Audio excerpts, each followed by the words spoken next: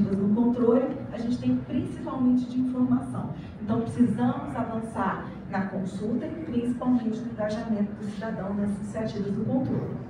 E no TCU, a gente teve em 2023 uma norma interna que definiu algumas diretrizes para que as unidades técnicas passassem a ter iniciativas de participação cidadã em sua atuação.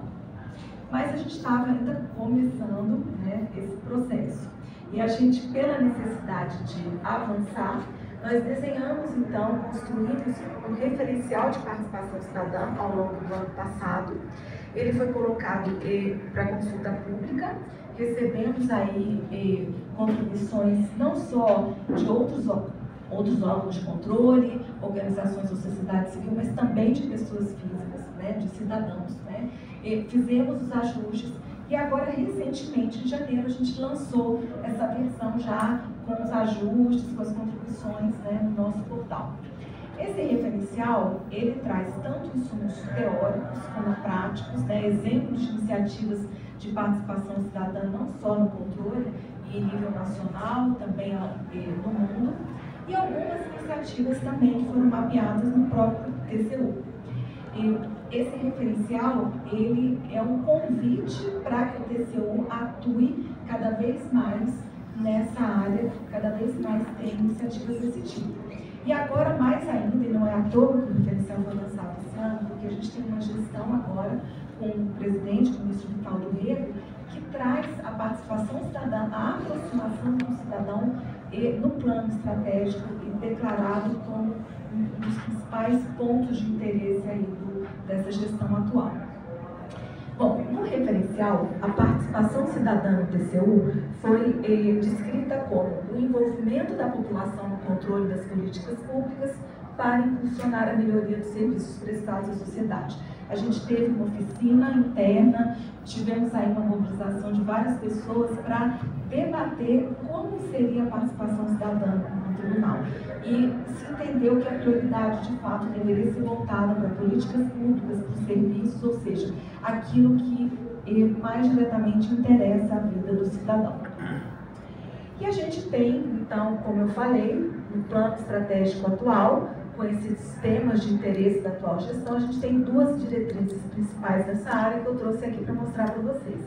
Uma delas, que é o Cidadão no Foco, essa ideia é quase um princípio para que a gente coloque realmente o cidadão no centro da atuação do controle.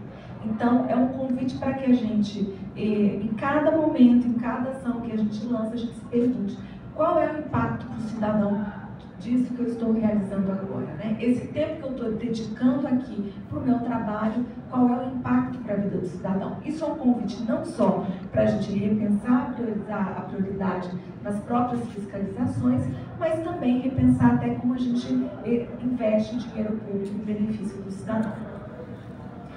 A outra diretriz que eu quero trazer tem esse convite para o Tribunal Cidadão, que é a participação cidadã, que é a ideia de convidar o cidadão para ser um parceiro realmente do controle das iniciativas e das ações de controle. Então, a gente, na nossa atuação típica, característica de controle externo, se perguntar como eu posso reconhecer a necessidade do cidadão, como eu posso ouvi-lo e como eu posso até trazê-lo para que ele também me ajude a entender como eu preciso atuar, como eu preciso avaliar essa política pública específica. Bom, aqui eu quero trazer, claro, a gente tem as diretrizes, a gente tem o nosso referencial, mas eu quero mostrar que também a gente tem alguns desafios, né?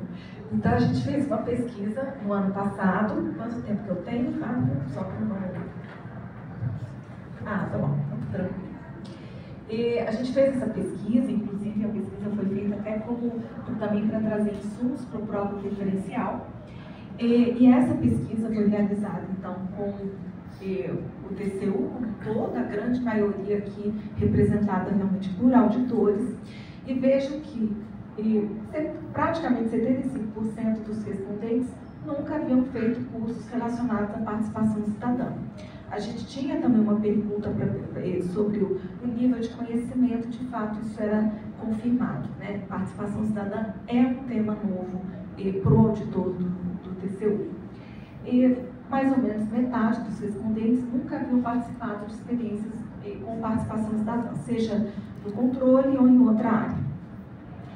Ao mesmo tempo, a gente percebeu uma boa abertura para atuar com participação cidadã.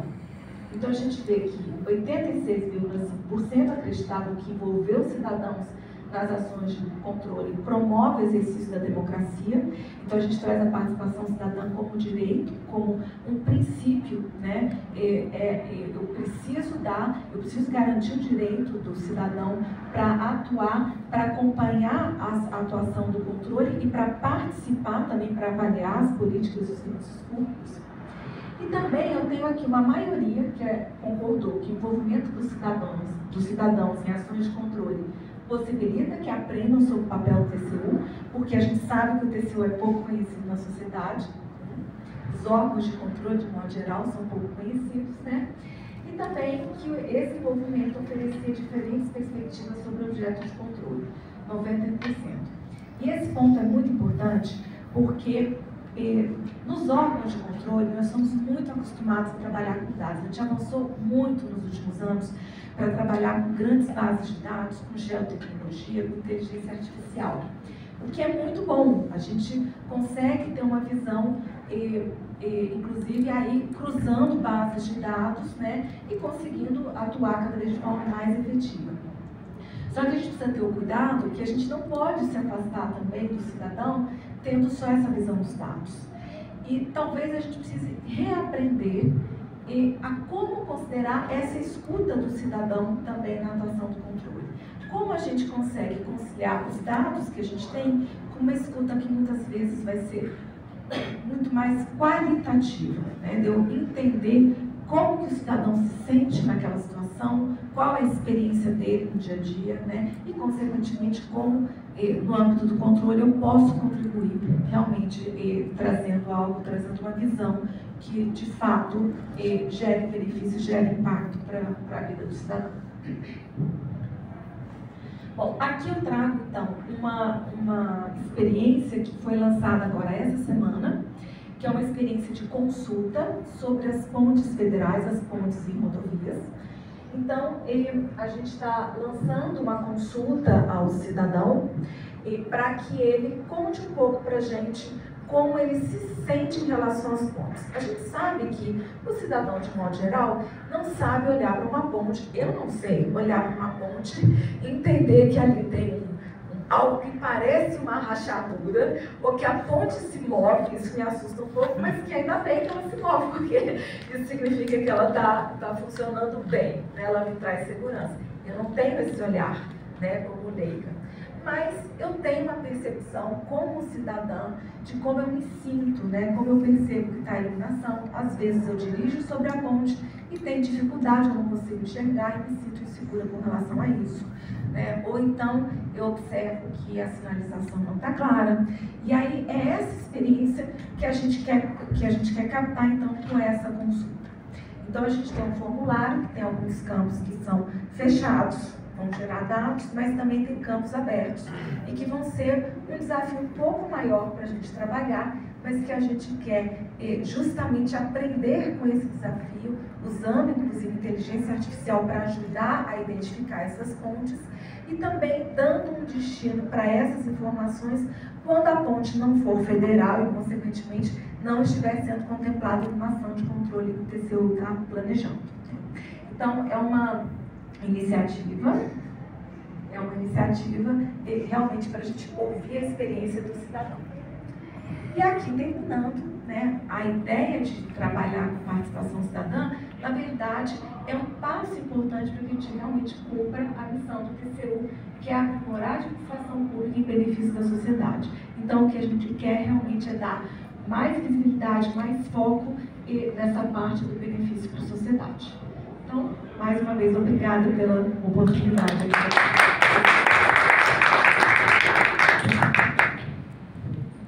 Raquel, estou contigo, a palavra para a última. Eu sou Raquel, eu estou como coordenadora geral de promoção de governo aberto dentro da CGU.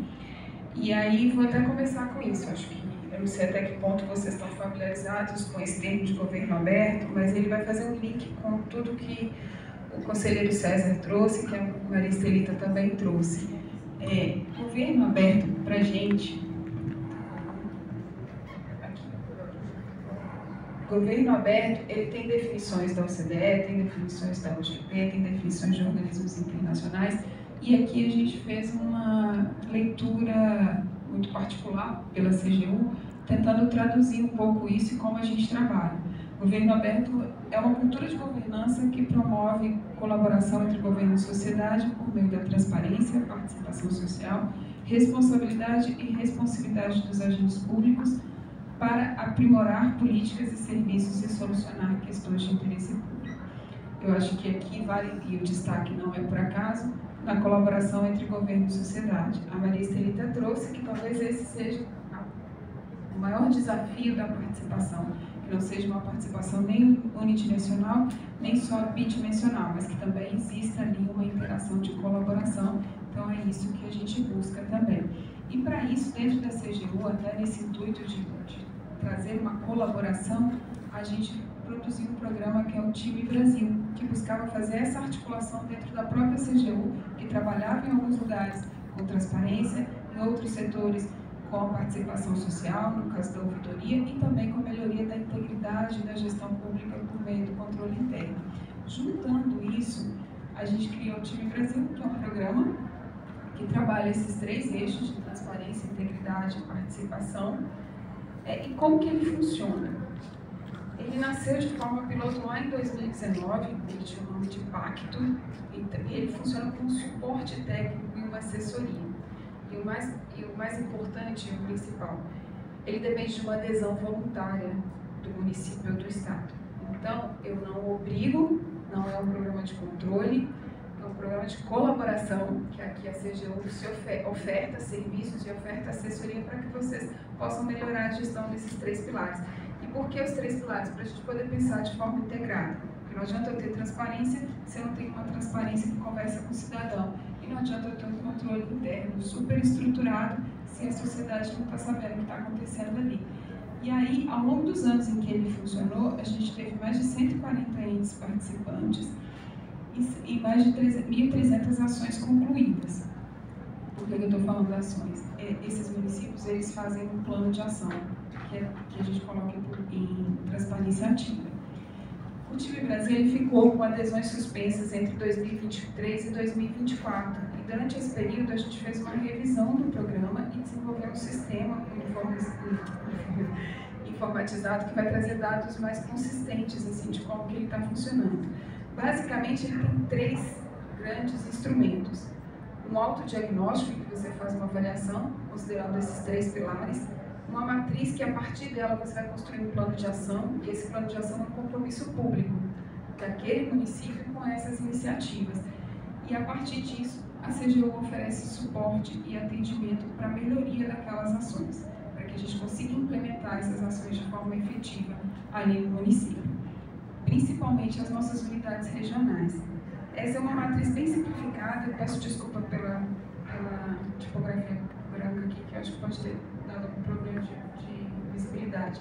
Mas aqui é de forma bem simplificada, a gente tem desde iniciativas básicas, como a regulamentação da live, como a regulamentação de uma ouvidoria ou de uma controladoria interna, a instituição dos conselhos de políticas públicas que já estão previstos na legislação, até uma melhoria entrando mesmo em governo aberto, em proteção de dados pessoais, trazer a questão dos dados abertos, produzir uma interlocução com a sociedade, promover reuso de dados, programas de integridade mais profundos dentro daquela instituição. Tá? Então, a gente vai caminhando dentro da matriz, conforme, como o próprio conselheiro trouxe aqui, a capacidade operacional do município. Não adianta eu pegar um município muito pequenininho e querer que ele tenha um plano de dados abertos ou um portal super, mega estruturado com tecnologia que ninguém vai usar. Às vezes é melhor ele ter um jornalzinho mural ali com todas as informações que atende a sociedade do que a gente ter uma estrutura muito sofisticada.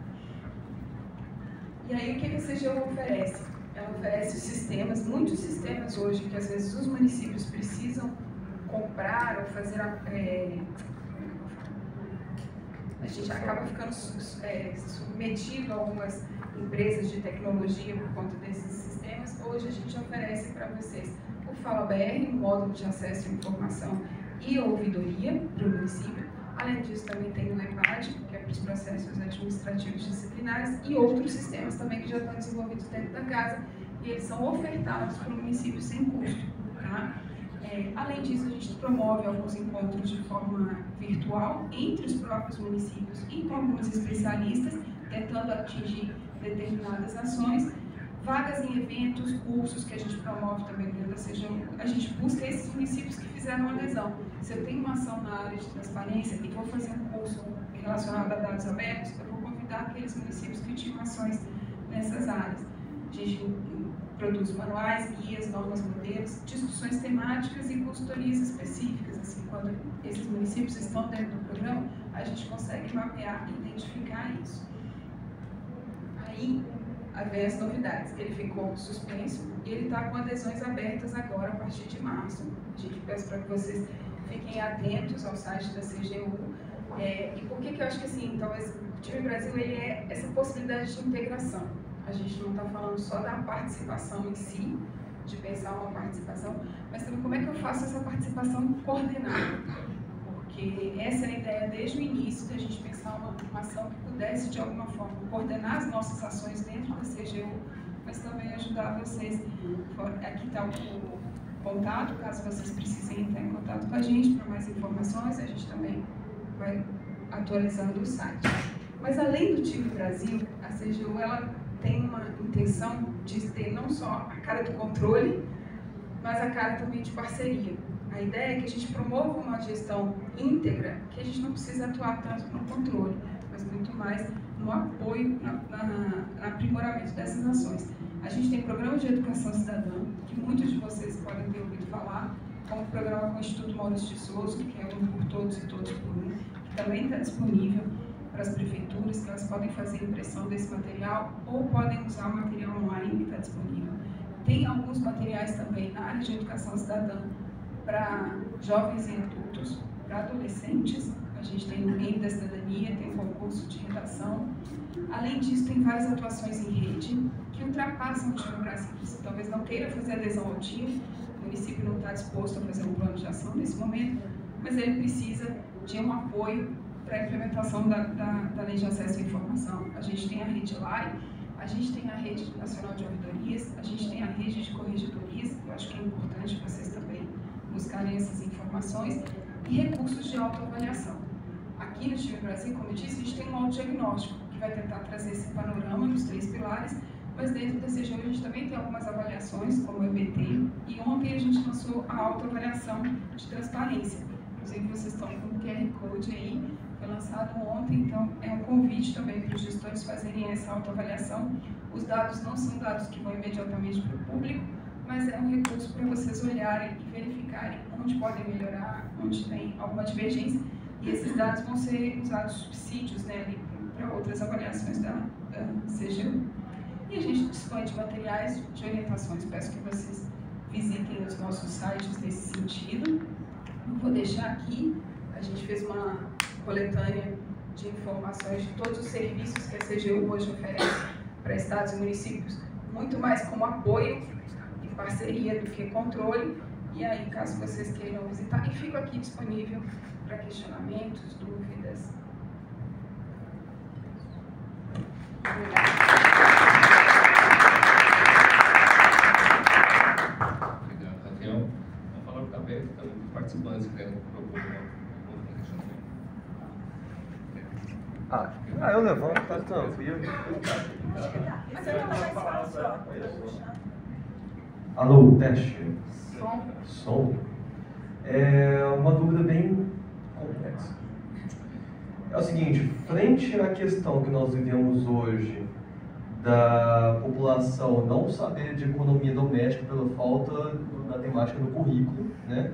E a falta de interesse também da população, que a gente tem uma questão cultural, por exemplo, no ano passado, praticamente 40 bilhões de reais foram perdidos no varejo por causa do jogo do Tigrinho, né? E bets. E então, assim, a gente tem, querendo ou não, uma cultura hedonista e imediatista. Temos a ausência de escolaridade em relação à economia doméstica no currículo básico. E também a gente tem o desinteresse do próprio governo, dos municípios, em divulgar as contas e o que foi feito, né? E a gente também tem a complexidade da taxonomia do PICASP. Então, assim, frente a todas essas questões, como vocês pretendem fazer com que a população participe mais através das suas plataformas ou de outras ideias?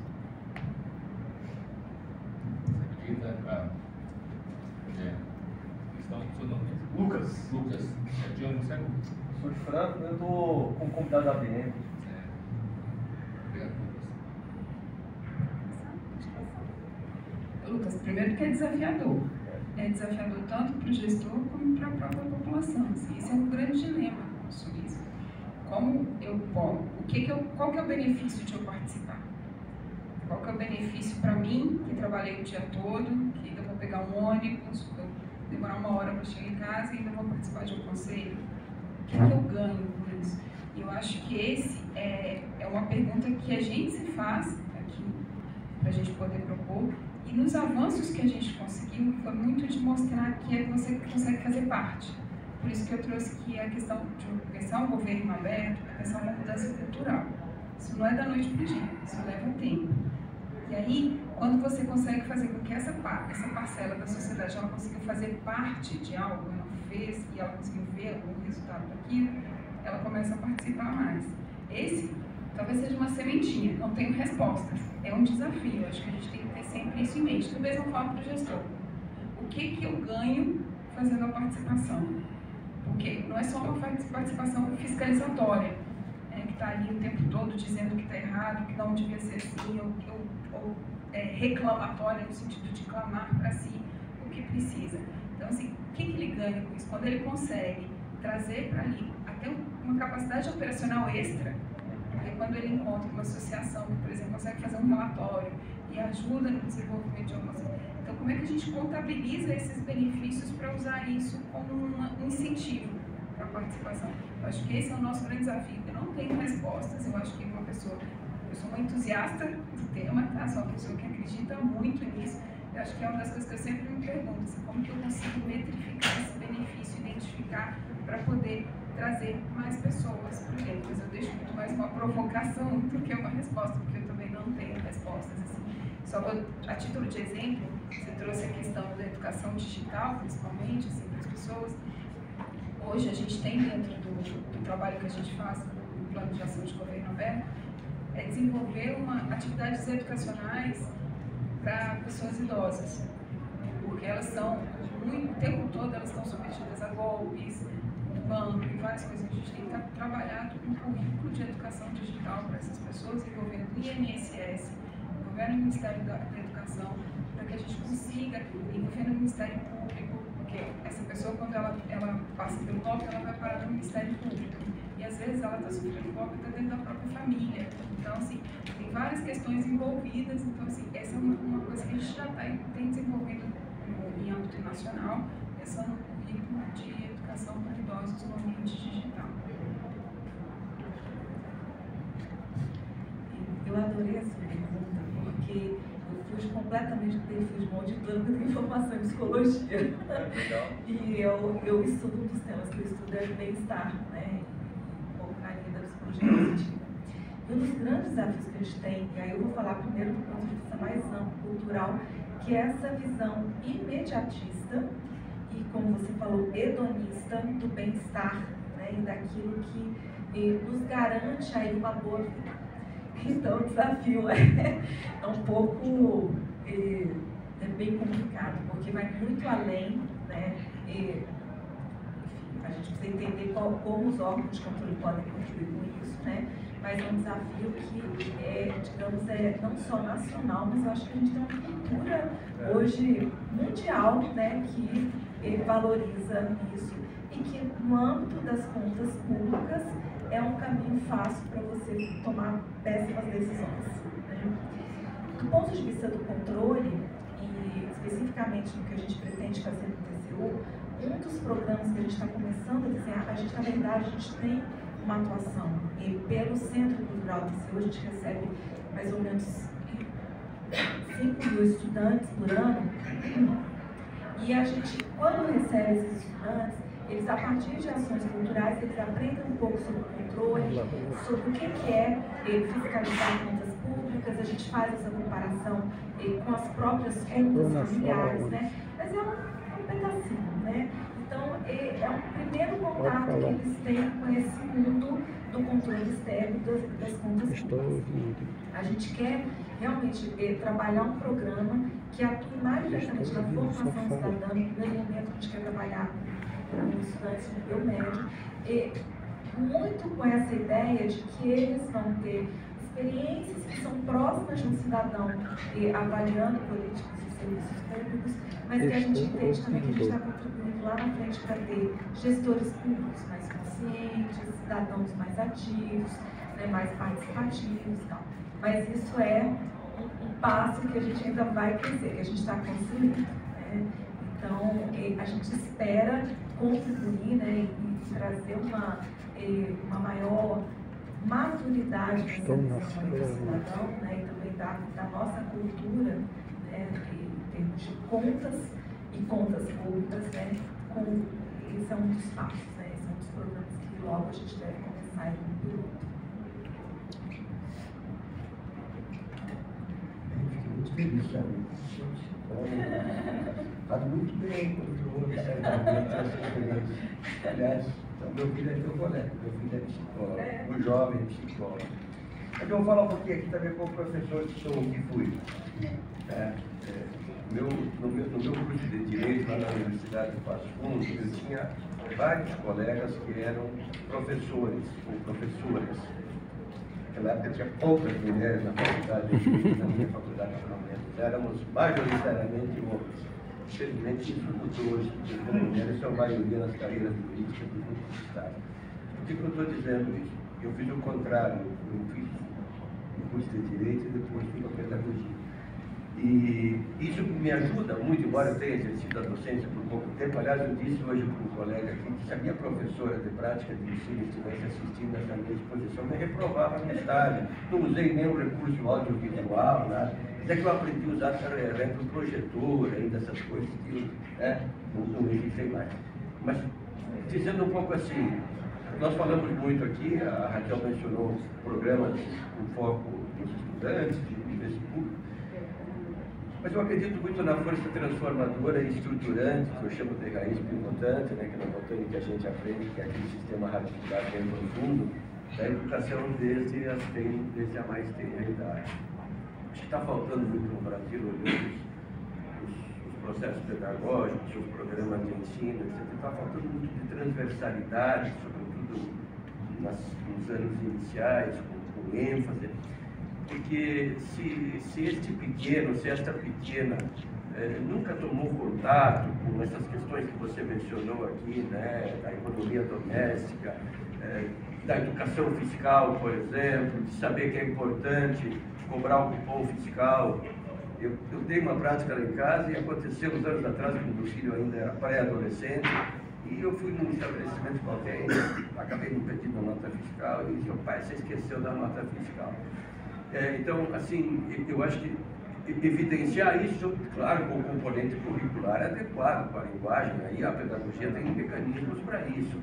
E junto com isso tudo também a educação para o enfrentamento da desinformação, porque para exercer a cidadania nós precisamos ter acesso à informação, mas a informação dos portais, toda essa estrutura. Agora, muitas vezes não é essa informação que chega aqui, ó, né? Chega no Zap, chega na rede social. Eu mesmo aqui, olha que eu não tenho Instagram, agora que fui pro LinkedIn, eu deixei o mundo jurássico e tenho o LinkedIn.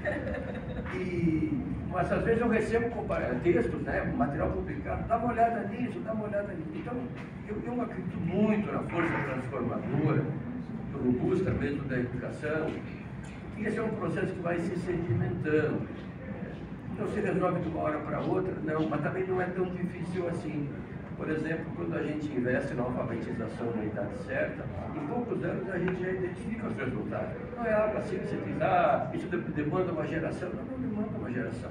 Vide os municípios, os estados que têm isso. Então, o meu olhar aqui seria muito para a força da educação, desde a educação infantil, com os procedimentos, com as práticas pedagógicas adequadas.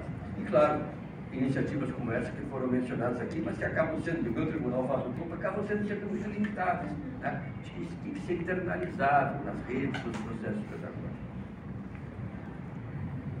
É interessante as contribuições, cada um com uma perspectiva diferente, mas acho que só analisando esse componente da participação social, é necessário também acontecer nos processos legislativos. Então, nós temos muitas questões centrais que precisam de aperfeiçoamento normativo, né? Tanto para os aplicativos no ambiente das redes. Né? Então, é importante a participação social também nesses espaços, não só junto com os órgãos de controle, mas também no legislativo. Um abraço ao Cláudio, né? E a gente encerra, então, porque nosso tempo acabou, né? Mas acho que todas as apresentações também tiveram os contatos, né? Acho que vocês podem ficar à vontade para nos acionar, né? Pelas páginas institucionais, né? Nos canais que foram divulgados. Muito obrigado pela atenção e... Quase não perdemos curso, ficaram todos até o final. Obrigada, gente, pelo apoio moral também.